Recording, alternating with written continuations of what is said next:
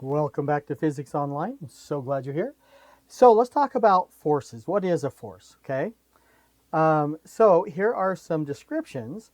Weight or gravity is a force. And the force of gravity, F of g, is equal to the mass of the object in kilograms times 9.8 meters per second. Force formula is Newton's second law. We'll be talking about that, I believe, here in a minute. But that is force is equal to mass times acceleration. With gravity, we always know, pretty much always know what that acceleration is. It's 9.8 meters per second. There are small changes.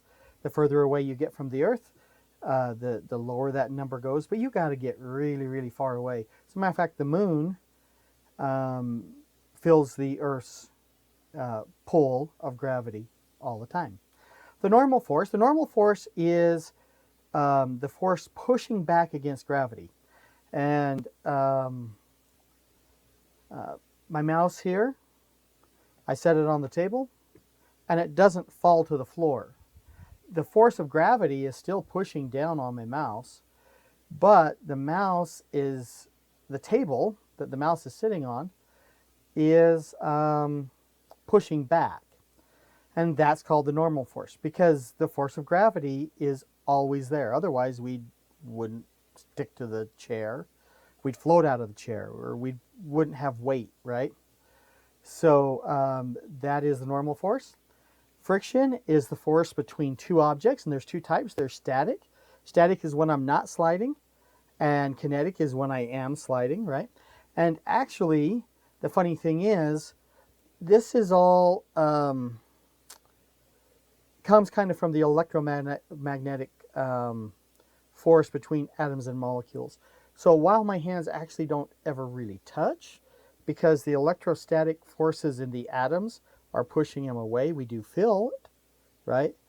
But I don't actually touch.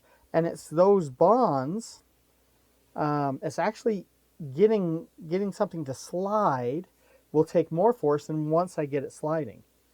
Because now I'm kind of floating a little bit, right? So that's friction. Tension is another. Tension, I'm going to use my little thing here. Maybe I will, maybe I won't. You can see my Weber state. There we go.